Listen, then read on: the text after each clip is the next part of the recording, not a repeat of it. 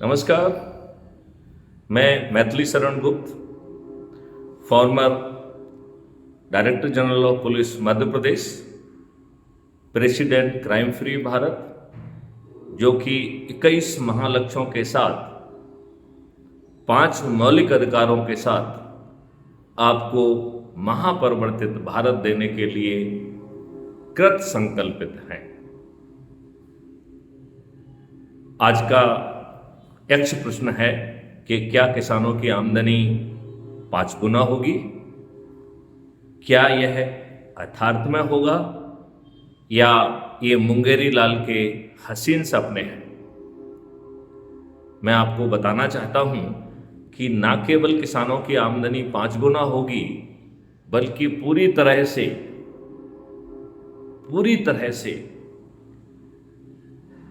सभी जो है किसानों की समस्याओं का भी निदान होगा। किसानों को अपने इनपुट, किसानों को मजदूरों को बुलाना, मजदूरों से काम कराना, बीज का व्यवस्था करना, खाद की व्यवस्था करना, बुवाई करना, कटाई करना, इसमें जितनी भी समस्याएं हैं उन सब समस्याओं का जो निदान है, जो कष्ट है, वो किसान को नहीं उठाना पड़ेगा। फसल होने के बाद जनरली किसान को अपना माल मंडी ले जाना होता है। मंडी में भी उसका शोषण होता है। उसे मंडी में हर तरीके के शोषण का, हर तरीके के भ्रष्टाचार का सामना करना पड़ता है। यहां तक कि उसे नगद लेने के लिए 2% की कटौती भी झेलना पड़ती है। मंडी के भ्रष्ट अधिकारी कमीशन लेने से बाज नहीं आते हैं और वही सलाह देते हैं कि किसान उसमें मिलावट करे।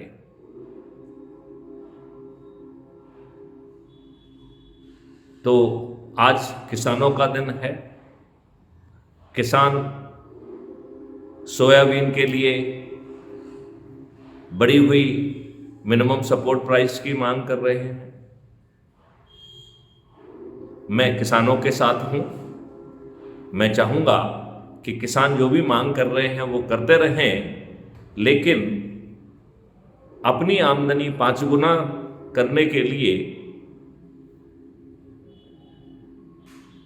जितने भी इनपुट और उससे जुड़ी जो है खर्च है, उनको शून्य करने के लिए और दूसरे अकाउंट पर लोड कराने के लिए एक एमएसपी मिलने के बाद खाद्यान्न के मालिक किसान ही बने रहेंगे। उन्हें अपना माल लेकर मंडी में नहीं जाना होगा, अधिकारियों के चक्कर नहीं लगाना होंगे और कैश पाने के लिए 2% का डिस्काउंट नहीं देना पड़ेगा, बल्कि खाद्यान्न उनके खेत से बाहर निकलते ही उन्हें 1 एमएसपी का भुगतान हो जाएगा और उस खाद्यान्न के मालिक वो ही बने रहेंगे। अब यदि सभी इनपुट कॉस्ट जीरो हो गई हैं, सभी समस्याएं दूर हो गई हैं, मतलब बीज की व्यवस्था, खाद की व्यवस्था, लेबर की व्यवस्था, ट्रैक्टर ट्रॉली टूल्स की व्यवस्था, कटाई की मशीन की व्यवस्था, कटाई के लिए लेबर की व्यवस्था, और उसको जो है फिर भर के मंडी तक पहुंचाने की व्यवस्था, इन सभी समस्याओं का निदान होगा और इस पर जो खर्च आने वाला है वो किसान को नहीं देना होगा। उसके लिए हमने एक किसान का ही दूसरा अकाउंट बनाया है, जिसे हमने किसानों का कॉस्ट सेटलिंग डेबिट अकाउंट कहा है।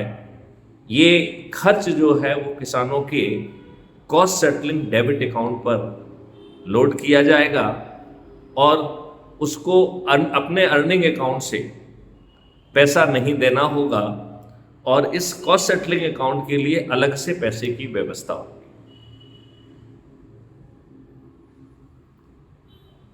सवाल उठता है कि मंडी नहीं जाएंगे तो फिर कौन खरीदेगा, कब खरीदेगा, किसान को कब पैसे मिलेंगे। तो जो किसान का खाद्यान्न है उसके मालिक किसान बने रहेंगे, उन्हें मंडी नहीं जाना होगा। बैकएंड टेक्नोलॉजी और टूल से डिसाइड करेंगे कि इस खाद्यान्न को खाने वाले प्राणी भारत के किस भूभाग में स्थित हैं और इसका आकलन करके खाद्यान्न को संबंधित वेयर हाउस में वहाँ के होलसेलर, वहाँ के रिटेलर और होम डिलीवरी बॉयज को मिलाकर कंज्यूमर के पास जो खाद्यान्न पहुंचेगा उसके ऊपर जो भी खर्च आएगा वो खर्च किसान के कॉस्ट सेटलिंग डेबिट अकाउंट पर लोड किया जाएगा। और चूंकि व्यापारी खाद्यान्न के मालिक नहीं हैं, तो वर्तमान में जो वो खरीदते हैं, कहीं पे होर्डिंग करते हैं, होर्ड करते हैं, जमा करते हैं, और जब जो है आर्टिफिशियल महंगाई को बढ़ा लेते हैं तब वो उसे बेचते हैं। ये सब काम व्यापारियों को नहीं करना पड़ेगा, ना ही करने की उनकी हैसियत होगी। क्यों? क्योंकि अब व्यापारी उस खाद्यान्न के मालिक नहीं है। तो व्यापारी, रिटेलर, वेयर हाउसिंग वाले, और यदि वो खाद्यान्न घर पे सीधा पहुंचाया जा रहा है तो होम डिलीवरी बॉयज, ये सभी सर्विस प्रोवाइडर हो गए। और कंज्यूमर के तक पहुंचने की पूरी श्रृंखला में खाद्यान्न का मालिक किसान है। लिहाजा ये सर्विस प्रोवाइडर जितने भी हैं, इन्हें मुनाफा नहीं मिलेगा, इन्हें अपनी सर्विस देने का सर्विस फीस मिलेगी। और ये सर्विस फीस किसान के कॉस्ट सेटलिंग डेबिट अकाउंट पर जो है लोड की जाएगी और कंज्यूमर को खाद्यान्न जो है वो 3 MSP में मिलेगा। तो 1 MSP का भुगतान किसान के खेत से खाद्यान्न बाहर आते ही उसको मिल गया है। जो बची हुई 2 MSP हैं वो जो है कॉस्ट सेटलिंग डेबिट अकाउंट पर लोड की जाएंगी और उसी से जितने भी लोग सर्विस दे रहे हैं, चाहे कोई क्वालिटी कंट्रोल कर रहा हो, कोई पैकेजिंग कर रहा हो, loading, unloading, transportation, warehousing, wholesaler, retailer और होम डिलीवरी बॉय, इन सबको उनके हिस्से की जो वो सर्विसेज दे रहे हैं उसका सेवा शुल्क मिल जाएगा और वो भी इंस्टेंटेनियसली मिलेगा और वो डेबिट अकाउंट से मिलेगा। और कंज्यूमर को भी बड़ी राहत मिलने वाली है। अभी वो 5 MSP, 6 MSP, 7 MSP बहुत बड़ी कीमतों में जो है वो खाद्यान्न खरीदता है, सब्जियां खरीदता है, फल खरीदता है, फिर उसे अधिकतम 3 MSP में वो सब चीज़ें मिलेंगी। और जो 2 MSP है वो किसान के ही कॉस्ट सेटलिंग डेबिट अकाउंट में जाएंगी। अब उस पूरी प्रक्रिया को एक बार दोहराते हैं कि किसान को अपने खेत में काम कराने के लिए, टूल्स ले जाने के लिए, मशीनरी ले जाने के लिए, बीज के लिए, बुवाई के लिए, कटाई के लिए, पैकेजिंग के लिए, ट्रांसपोर्टेशन के लिए, वेयर हाउसिंग के लिए, होलसेलर के लिए, रिटेलर के लिए, होम डिलीवरी बॉयज के ऊपर जो भी खर्च हो रहा है वो पूरा खर्च जो है किसान की कॉस्ट सेटलिंग अकाउंट पर लोड हो रहा है, जबकि 1 MSP उसके अर्निंग अकाउंट पर जा रही है। इस प्रकार जो 70 से 80% खर्चा जो आज के महंगे बीज महंगी चीज़ों के कारण हो रहा है और जो शोषण में भी उसको बहुत सारा पैसा देना पड़ रहा है, उस सब से किसान को मुक्ति मिल जाएगी। तो ये बात आप मानेंगे कि किसान की आय इंस्टेंटेनियसली 5 गुना हो जाएगी। किसान के खेत पर ढेर सारे जो काम किए जाएंगे उसका भुगतान भी कॉस्ट सेटलिंग अकाउंट से किया जाएगा और सनई सनई जो है जैसे जैसे कंज्यूमर से 2 MSP का भुगतान होगा वो जो है उससे सेटल हो जाएगा। किसान के खेतों में गौशालाएं भी होंगी, गायों के लिए कॉरिडोर होगी, एक्वाकल्चर होगा और एक्वाकल्चर के पीछे पानी को हार्नेस करना जो है एक मकसद होगा। तो आप अंदाज लगाइए कि सभी नहरों और नदियों पर जगह जगह पर जो है स्टॉप डैम होंगे और उनसे 10 फीट गहरी नहर या खाई जो है वो मूव की जाएगी और जिस किसान के खेत में जो है वो खाई निकल रही है उसका मालिकाना हक उस किसान का ही रहेगा और उसको प्रोपोर्शनेट जो है उसकी इनकम भी मिलेगी। तो जो पानी है इसको तेजी से नीचे ले जाने के लिए उसके ऊपर जो मिट्टी की टाइल्स लगाई जाएंगी, पकी हुई मिट्टी की, उसमें छेद होंगे जिससे कि पानी तेजी से नीचे जाए। पानी की स्पीड को और अधिक बढ़ाने के लिए उसके दोनों ओर 4 तरीके के पेड़ लगाए जाएंगे, फलों के पेड़, औषधि के पेड़, सुगंध वाले पेड़ और गायों के फॉडर के लिए पेड़, जो कि प्रोटीन रिच फॉडर जिन पेड़ों से मिलता है, ऐसे पेड़ लगाए जाएंगे और साथ में वहाँ पर हनी कल्चर भी किया जाएगा, शहद का प्रोडक्शन किया जाएगा और नहर के किनारे दोनों तरफ सघन पेड़ों के साथ बगल में एक काऊ की डेडिकेटेड कॉरिडोर भी होगी।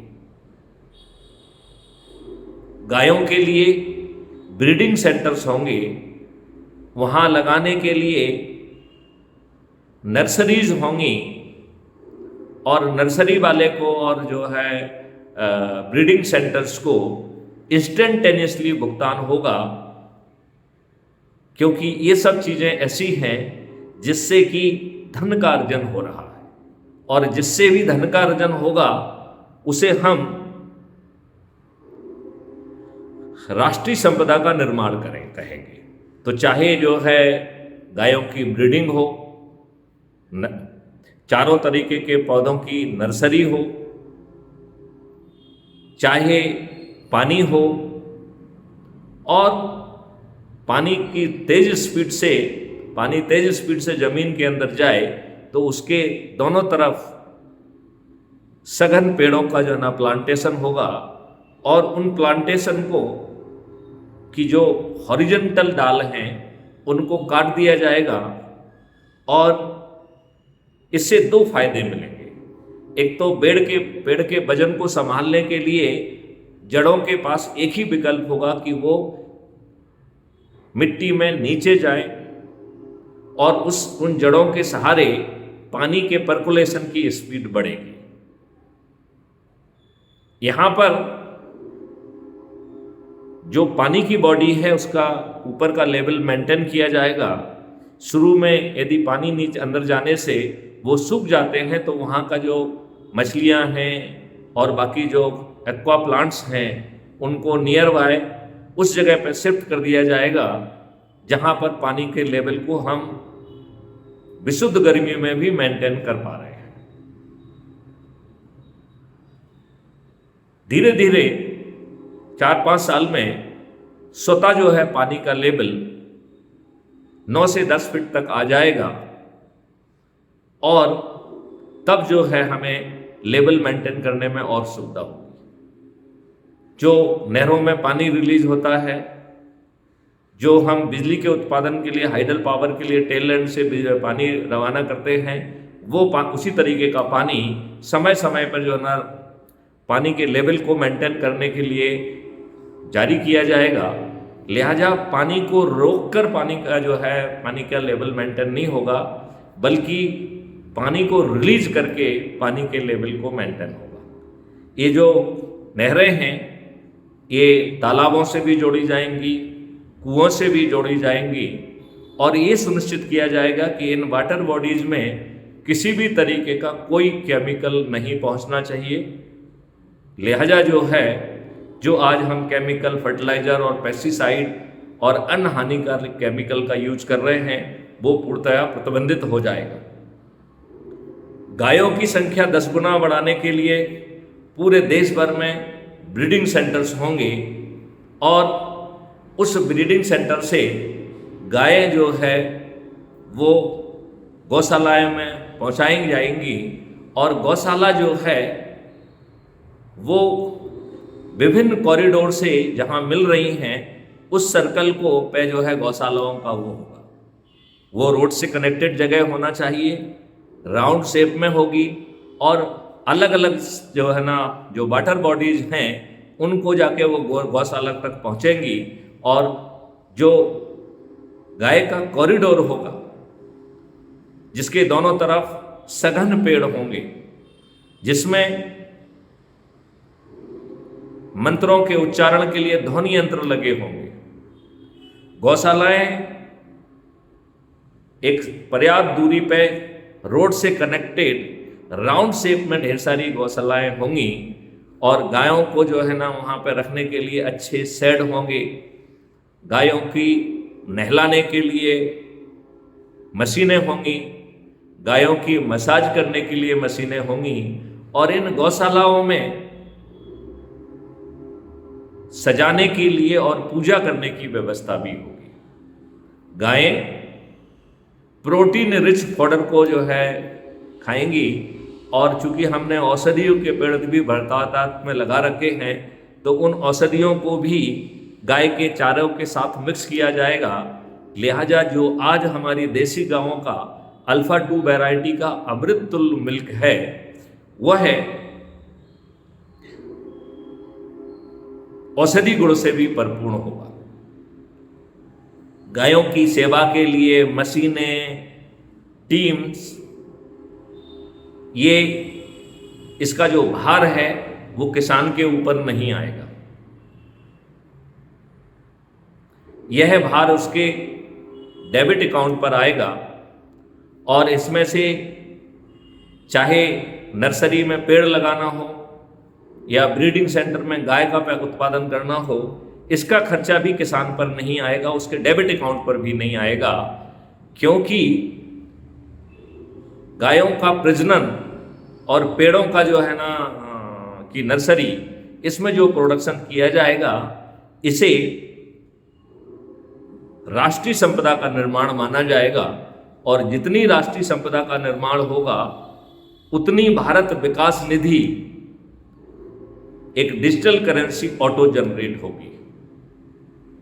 लिहाजा बहुत सारी कॉस्ट जो है वो किसान के ऊपर लोड नहीं होगी, और चाहे गायों के पूजा से जो पैसा मिलने वाला है, गाय के दूध से पैसा मिलने वाला है, गाय के गोबर से, मूत्र से, खाद से, माइक्रोब से, और उन्नत किस्म की जो ऑर्गेनिक खाद है वो जो है निर्मित होकर किसानों के पास पहुंचाई जाएगी, तो किसानों के पास खाद अपने आप ऑर्गेनिक पहुंचेगी, किसानों के पास मजदूर, और हम उन्हें मजदूर नहीं कहेंगे, हमें उन्हें ट्रेंड वर्कफोर्स कहेंगे, जो कि रोजगार की गारंटी के तहत निर्मित की जाएगी, जिसको ट्रेन किया जाएगा, जिसको बहुत एडवांस टूल दिए जाएंगे, और टीम के रूप में गठित करके वो टूल के साथ पहुंचेगा। जो निर्णय किसान लेता है कि उसे क्या बोना है, उसकी मदद के लिए भी एक ऐप होगा। किसानों के खेत की मिट्टी का सैंपल लिया जाएगा, और वो सैंपल लेने वाले विद्यार्थी होंगे, उनको भी इंस्टेंटेनियस भुगतान मिलेगा, और वो किसान के कॉस्ट सेटलिंग डेबिट अकाउंट से मिलेगा।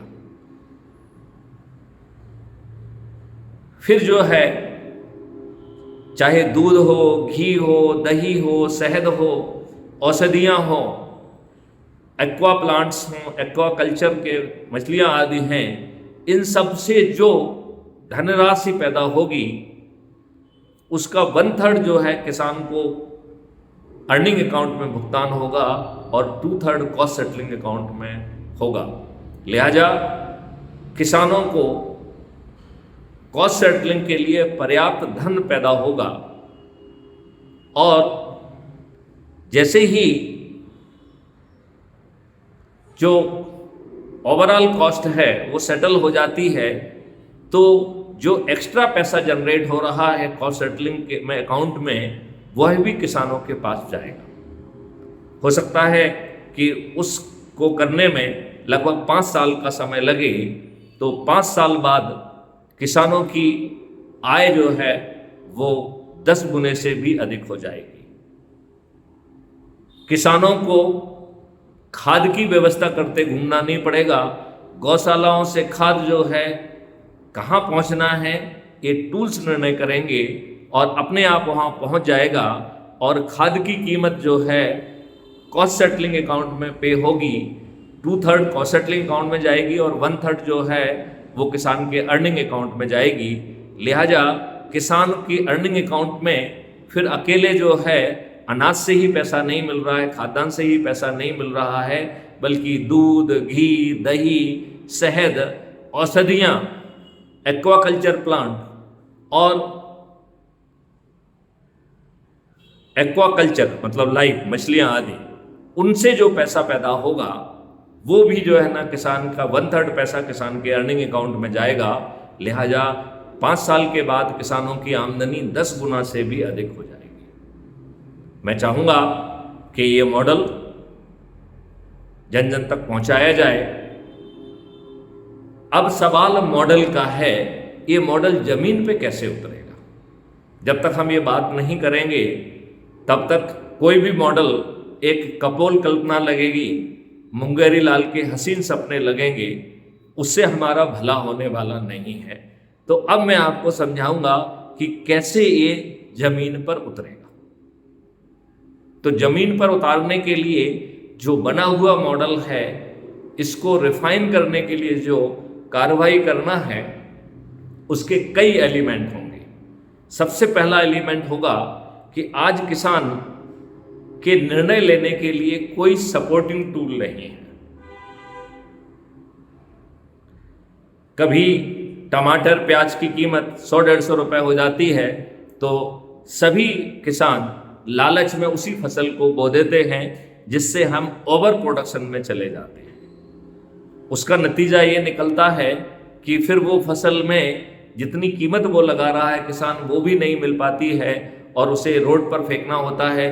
तो कभी किसान दूध को फेंक रहा है, कभी किसको फेंक रहा है, कभी प्याज को फेंक रहा है, कभी टमाटर को फेंक रहा है। यह सीन हमें देखने को मिलते हैं। आगे चल के ऐसा नहीं होगा, क्योंकि इसके लिए एक बैकएंड टेक्नोलॉजी होगी, बैकएंड टूल होगा, बैकएंड ऐप होगा, जो किसानों की जमीन का हर 3, 6 या 6 महीने में उसकी प्रोडक्टिविटी कितनी बढ़ गई है उसको जो है गेज किया जाएगा। हमें अपनी लोकल डिमांड के लिए, और अनाज में बहुत सारी प्रोसेसिंग वगैरह होगी, मल्टीग्रेन बनेगा, उसमें औषधियाँ मिलाई जाएंगी, तो प्रोसेस डिमांड भी होगी। और ये जैसे भारत का दूध जो है वो अल्फा 2 वैरायटी का होता है, मेरे ख्याल से रिसर्च करने की ज़रूरत है। शायद हमारा अन्न भी अल्फा 2 वैरायटी जैसा कुछ होगा। इसका मतलब है भारत में पैदा हुआ अन्न विश्व में बहुत महंगी दरों पर बेचा जाएगा। तो जैसे हम कस्टमर को कह रहे हैं, कंज्यूमर को 3 MSP पे मिलेगा, यदि वही कंज्यूमर विदेश में है तो उसे 10 MSP से 100 MSP के बीच में मिलेगा।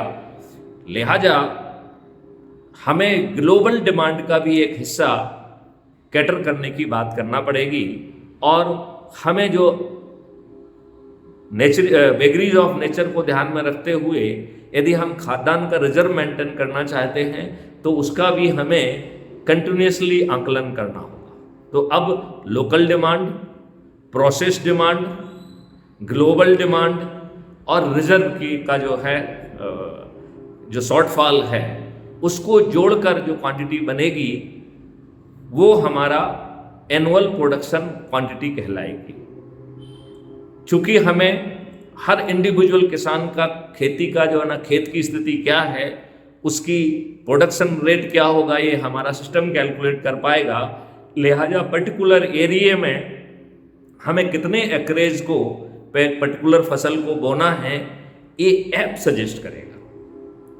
अभी आपने देखा होगा कि एक ही तरीके की फसल सभी लोग बो देते हैं, जिसके कारण पेस्ट और बहुत सारी चीज़ें जो हैं वो अटैक करती हैं, तो पूरे पूरे एरिया को अटैक कर देती हैं। इस नए सिस्टम में ऐप ये बात को डिसाइड करेगा कि यदि बगल वाले किसान ने कोई चीज़ बोई है तो उसका एडजॉइनिंग किसान उसकी जगह उसे कोई दूसरी चीज़ बोना होगा। हालांकि ऐप ये भी जो ना फैसिलिटेट करेगा, प्रॉमिस करेगा कि किसान किसी भी फसल को बोए उसे इकोनॉमिक आउटपुट लगभग उतना ही मिलेगा, क्योंकि अब पूरी चेन जो है हमारे नियंत्रण में है। लिहाजा we are not suffering by the vagaries of demand and supply. Demand भी हमारे कंट्रोल में है, सप्लाई भी हमारे कंट्रोल में है, प्रोडक्शन भी हमारे कंट्रोल में है। इस प्रकार हम जो है ओवर प्रोडक्शन को भी ओवरकम कर पाएंगे, हम टारगेट प्रोडक्शन को अचीव करेंगे और उस टारगेटेड प्रोडक्शन में जब हमारी लोकल और प्रोसेस डिमांड की पूर्ति हो जाती है, रिजर्व की पूर्ति हो जाती है, तो स्लोली हम अपने प्रोडक्शन को ग्लोबल डिमांड के लिए भी करेंगे, क्योंकि उससे धन आएगा और जो धन होगा वो 10 MSP से 100 MSP, मतलब भारत अपनी किसी भी चीज़ को 10 MSP से नीचे नहीं बेचेगा यदि विदेश में बेचना है। This is the conscious decision. लिहाजा इससे दो फायदे मिलेंगे, एक तो इंटरनेशनल डिमांड को हम लिमिट में रख पाएंगे और दूसरा जो है there will be rich flow of the foreign exchange. आप याद करिए भूतकाल में हम अपने मसाले से लेके सिल्क की साड़ी से लेके सभी चीज़ों को सोने के भाव में बेच पाए।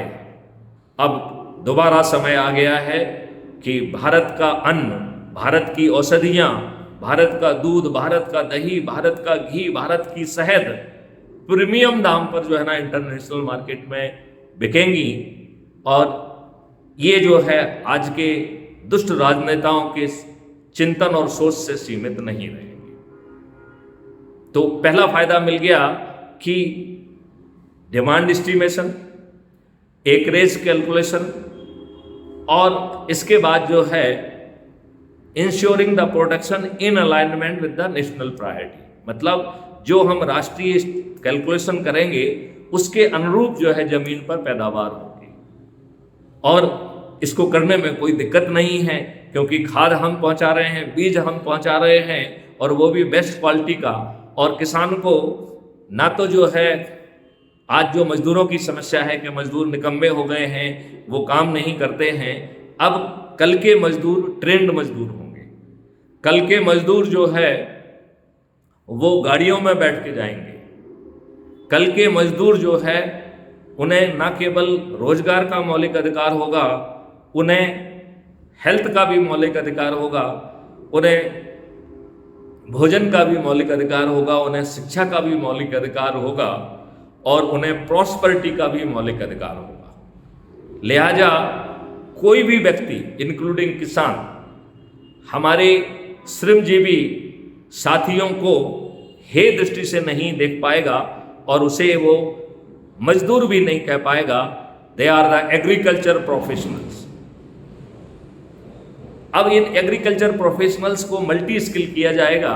जब खेतों में काम नहीं होगा तो वो अन्य राष्ट्रीय संपदाओं के निर्माण में लगेंगे, वो जो है ना नहरों के निर्माण में लगेंगे, वो जो है सड़कों के निर्माण में लगेंगे, वो भवनों के निर्माण में लगेगी, क्योंकि सभी लोग जब समृद्ध होंगे तो उनके रहने के लिए भी एवर गुड क्वालिटी जो है अकोमोडेशन होगा। वो भी अच्छे तरीके के टूल्स से लेके हर चीज़ रख पाएंगे और वो कहीं दूसरी जगह काम करेंगे, उनके यहाँ भी काम करने के लिए कोई दूसरा आएगा। लिहाजा एक धनी आदमी और एक सामान्य भारत के प्रॉस्परस नागरिक में कोई खास जो है ना अंतर नहीं रह जाएगा।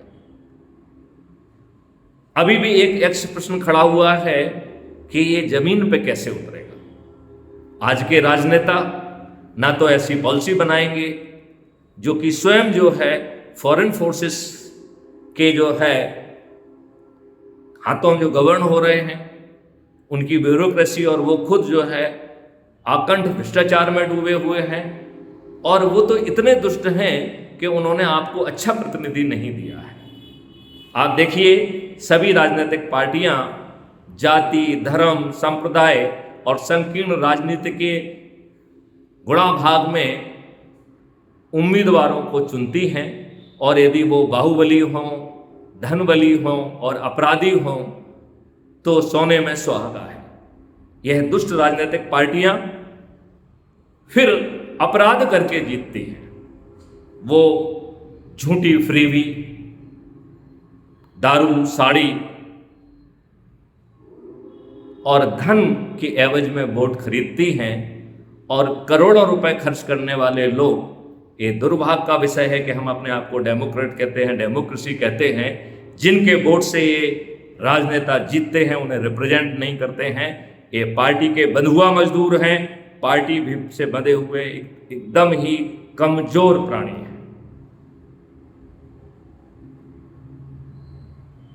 लिहाजा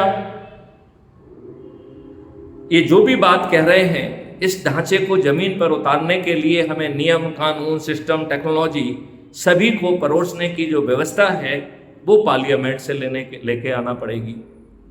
और ये लोग जो है, ये दुष्ट लोग आपको अच्छी व्यवस्था नहीं देंगे। जैसे इन्होंने 1860 के नियमों को अभी 2023-2024 में बदला है, ये अत्यंत लज्जा और शर्म की बात है। It is old wine in the new bottle. इन्होंने एक बहुत सुंदर अवसर खो दिया है, और कानून की आत्मा नहीं बदली है जो आगे चल के बदलेगी। अब सवाल उठता है कि क्या ये राजनेता इस मॉडल को जमीन पर उतरने देंगे? जी हां, उतरने देंगे, लेकिन उसके लिए हमें उन्हें खुदा नहीं बनाना पड़ेगा, उन्हें पिटीशन नहीं लगाना होगी, उनके पास जाके उन्हें फूल मालाएं नहीं पहनाएंगे, बल्कि इसके लिए हमें crime free Bharat mission YouTube channel को सब्सक्राइब करना होगा। हमें हर मैसेज में, हर यूट्यूब चैनल के वीडियो के डिस्क्रिप्शन बॉक्स में crime free Bharat mission app को डाउनलोड करने की लिंक दी गई है। मेरी दूसरी प्रार्थना है कि उस ऐप को डाउनलोड कर लीजिए। ये बड़ा सुंदर सा ऐप है, वंडरफुल ऐप है, जो इसे आपको डाउनलोड करना है। कुटुंब ऐप डाउनलोड हो जाएगा। जिस लिंक से आप डाउनलोड करेंगे वो उस व्यक्ति का नाम रेफरेंस में आ जाएगा और उसे 100 नंबर भी मिलेंगे। लिहाजा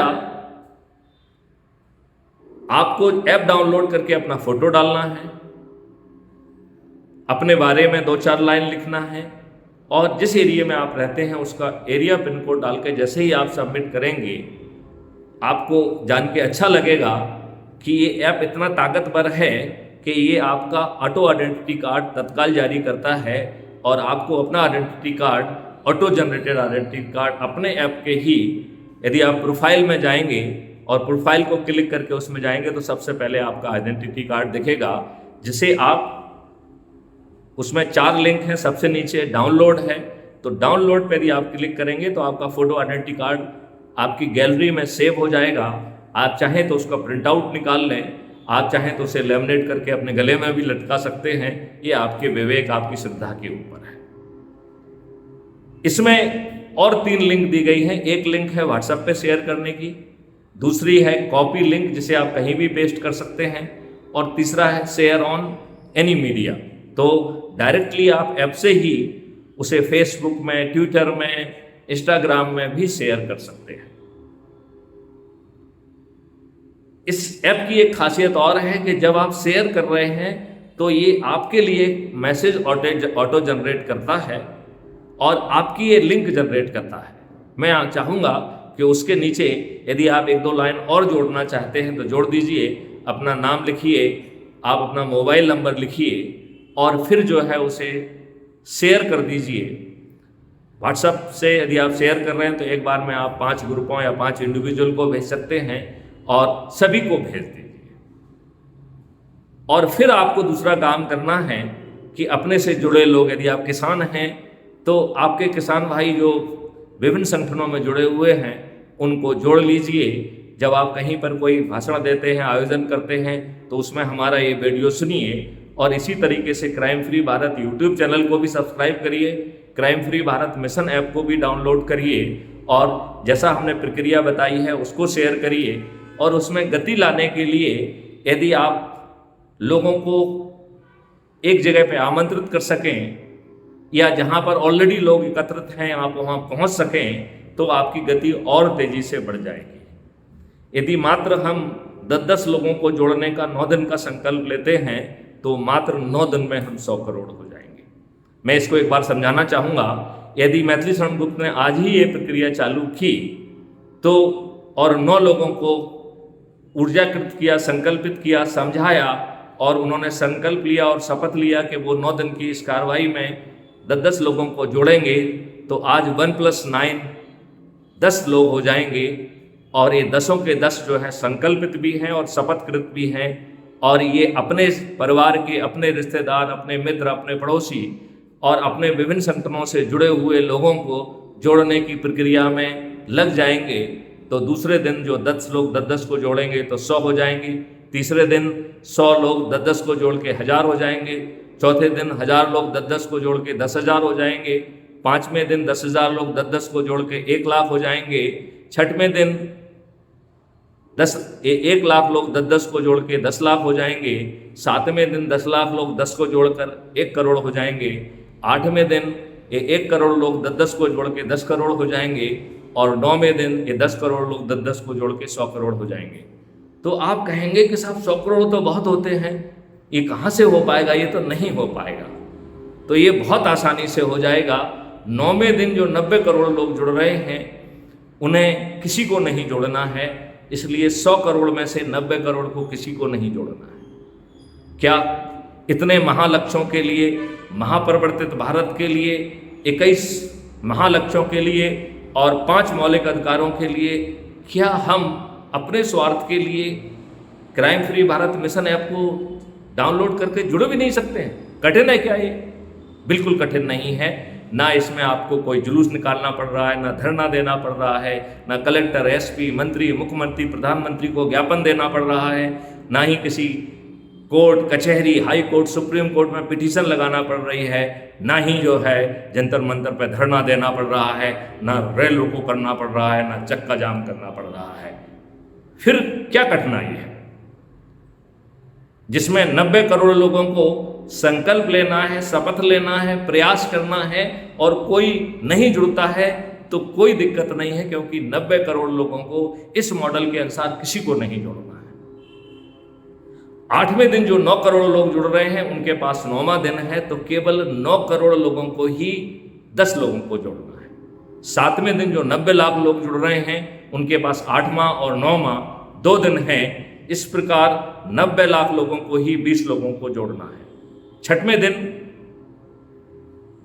जो 9 लाख लोग जुड़ रहे हैं उनके पास 7वां, 8वां, 9वां 3 दिन हैं और 10 के मान से केवल 9 लाख लोगों को ही 30 लोगों को जोड़ना है।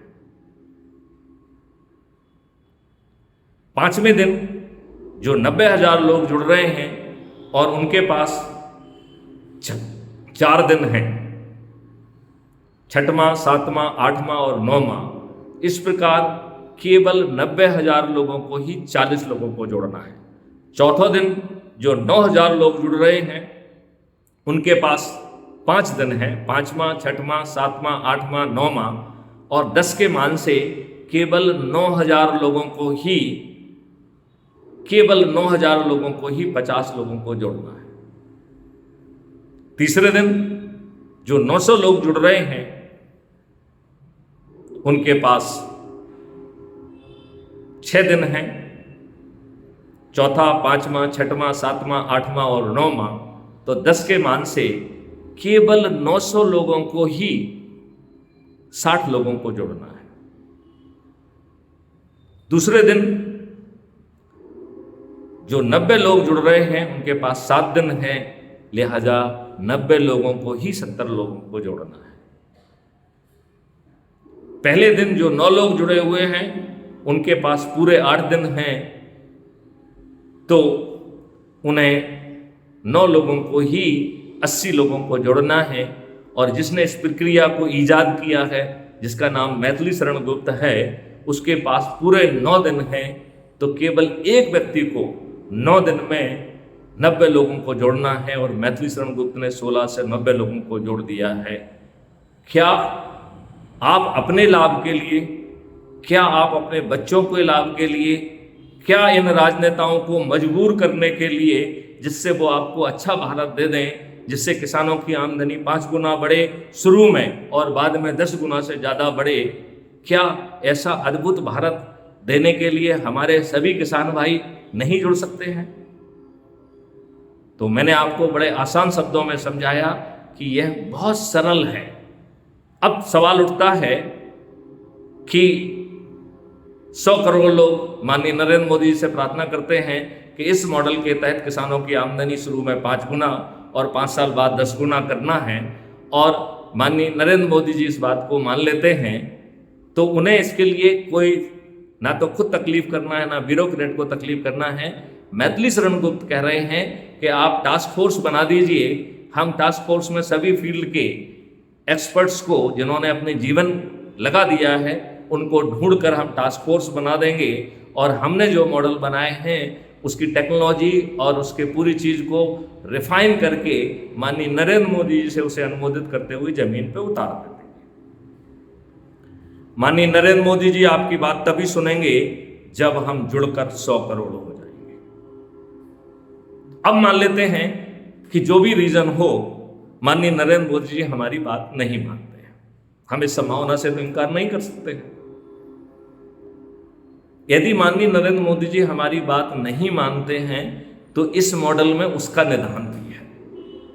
वो भागीरथी लोग जिन्होंने संगोष्ठियां की, जिन्होंने महापरिवर्तन के लिए चाय आयोजित की, महापरिवर्तन के लिए भोज आयोजित किया, महापरिवर्तन के लिए धार्मिक आयोजन किए, इवन उन्होंने बच्चे का जन्म दिवस भी महापरिवर्तन के लिए समर्पित कर दिया और अपनी खुद की शादी की सालगिरह भी महापरिवर्तन को समर्पित कर दी।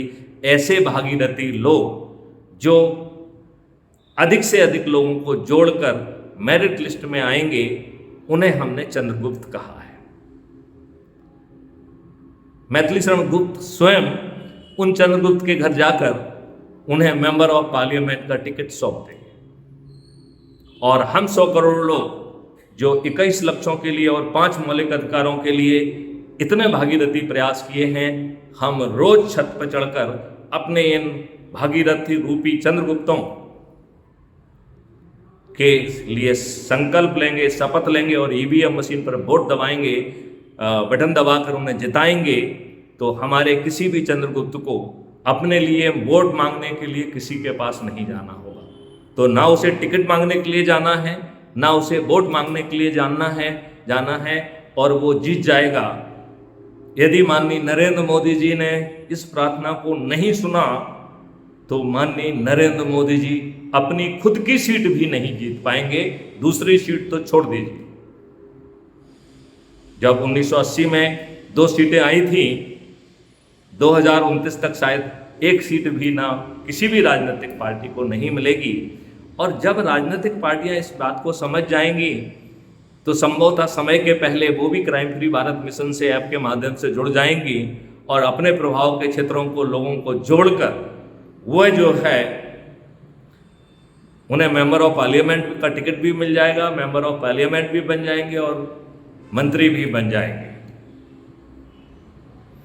लिहाजा हमारे ये जो चंद्रगुप्त हैं, जो पूरे 543 के 543 होंगे, ये स्वयं पार्लियामेंट में बैठकर वो नियम कानून बना देंगे। हमने अपने दूसरे वीडियो में कल हम एक वीडियो और जारी कर देंगे जिसमें हम एक बार फिर से ये समझाएंगे कि हमारे ये चंद्रगुप्त आज के जो मंत्री हैं, आज के जो मठाधीश लोग बने हुए हैं, वो उस जैसा नहीं हो पाएगा और वो चाहे कर भी कोई गड़बड़ी नहीं कर पाएंगे। ये बात हम आपको अगले वीडियो में समझाएंगे। अब मैं आपसे पूछना चाहता हूँ, क्या इस मॉडल के तहत मात्र जो है 9 दिन का सरल उपाय आप अपने लाभ के लिए नहीं करेंगे? जब आपको ना कोई जुलूस निकालना है, ना कोई धरना देना है, ना किसी कोर्ट कचहरी में चक्कर लगाना है, ना कलेक्टर, एसपी, मंत्री, मुख्यमंत्री को ज्ञापन देना है, सिर्फ अपने घर के कंफर्ट में लोगों को जोड़ना है और 10वें दिन 100 करोड़ होते ही माननीय नरेंद्र मोदी जी आपकी सभी प्रार्थनाएं मानने के लिए तैयार हो जाएंगे। और यदि ऐसा होता है तो माननीय नरेंद्र मोदी जी जितने भी राज्यों के चुनाव होंगे उन सब में भी जो है ना जीतेंगे और 2029 में 500 को पार कर जाएंगे। और यदि ऐसा नहीं करते हैं तो संभवतः वह अपनी सीट भी नहीं जीत पाएंगे। लिहाजा इस मॉडल में शक्ति है, केवल आपको जुड़ना है। मैं आपसे अनुरोध करता हूं, जो जहां भी जुड़ा है, जहां पर भी भीड़ इकट्ठी हो रही है, जहां पर भी हम आंदोलन कर रहे हैं, जहां पे भी हम जो कुछ कर रहे हैं, हम जो कुछ भी कर रहे हैं हम उसे बिल्कुल नहीं रोक रहे हैं। आप आंदोलन कर रहे हैं, करते रहिए, लेकिन उसके साथ में 10 मिनट इस मॉडल के बारे में चर्चा करिए, क्योंकि ये मॉडल जो है आपके भाग को बदलने वाला है। आज मुझे मालूम है कि आपको लेबर नहीं मिलता है, आप लेबर के लिए परेशान होते हैं, आपको अच्छा बीज नहीं मिलता है, आप बीज के लिए परेशान होते हैं, आपको जो है गोबर की खाद तो मिल ही नहीं सकती है, आपको बाकी चीज़ों की भी जो ना खाद के लिए परेशान होना पड़ता है, और यदि फसल बिगड़ जाती है तो आप आत्महत्या करने के लिए भी मजबूर होते हैं। इस मॉडल में ना तो आपको कर्ज लेना होगा, ना आप मजबूर होंगे, ना आपको मजदूर को खोजना होगा, ना बीज को खोजना होगा, ना मशीनों को खोजना होगा, और जो मशीनें आपकी हैं उनको भी एक कारपोरेशन जो है वो ले लेगा और उन मशीनों को 24 घंटे यूज़ किया जाएगा। आपकी जो वर्तमान मशीनें हैं वो आपके लिए 24 घंटे धन का निर्माण करेंगी। भाइयों, यदि इस वीडियो को देखने के बाद आपके प्रश्न आ रहे हैं तो मैं आपसे अपेक्षा करूंगा कि आप कमेंट बॉक्स में अपने प्रश्न पूछें। और कल 10 बजे मनोज मिश्रा के साथ हमारा इसी विषय पर लाइव सेशन है। मुझे खुशी होगी यदि आप जो है उस सेशन में को YouTube चैनल पर देखें। और YouTube चैनल के कमेंट बॉक्स में ही हमने पैनल पर जुड़ने की भी लिंक दी हुई है, तो जो व्यक्ति पैनल पे आके प्रश्न पूछना चाहता है वो पैनल पर आकर भी अपना प्रश्न पूछ पाएगा। तब तक के लिए मैं आपसे इजाज़त लेता हूँ।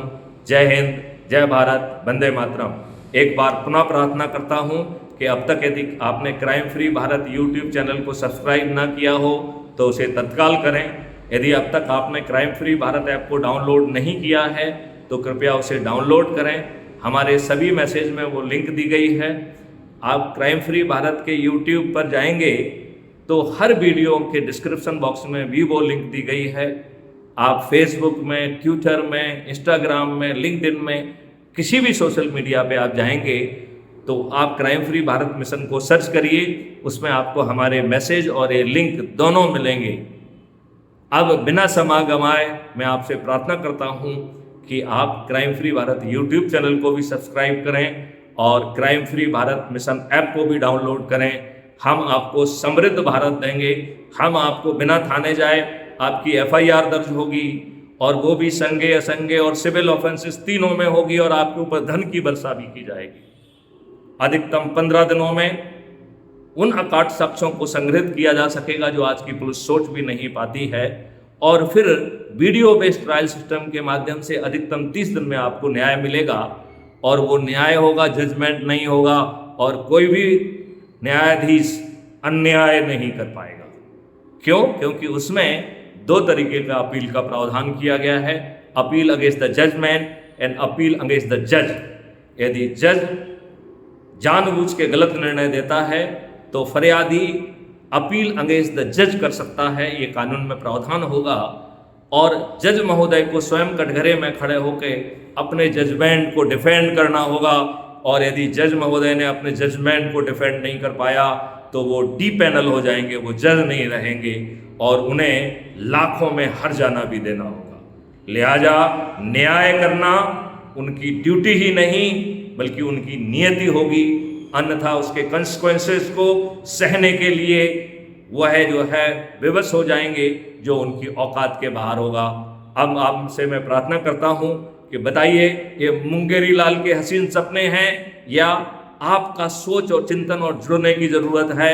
यदि आप जुड़ेंगे तो मात्र 9 दिन में चमत्कार हो जाएगा, और यदि आप बिखरे रहेंगे तो इस दुष्ट व्यवस्था में रहेंगे जहां आपके ऊपर आज़ादी के 77 साल के बाद भी वही अंग्रेजों के गुलामों वाले नियम कानून थोप के रख दिए हैं, और उनमें जहां कठोरता लाई गई है उसमें आप और बड़े गुलाम हो गए हैं। अब ये राजनेता आपको अच्छा भारत देने की ना तो सोच रखते हैं, ना चिंतन रखते हैं और ना ही क्षमता रखते हैं। लिहाजा मैथिली शरण गुप्त जो आसान उपाय बता रहे हैं उसका पालन करिए। जय हिंद, जय भारत, वंदे मातरम।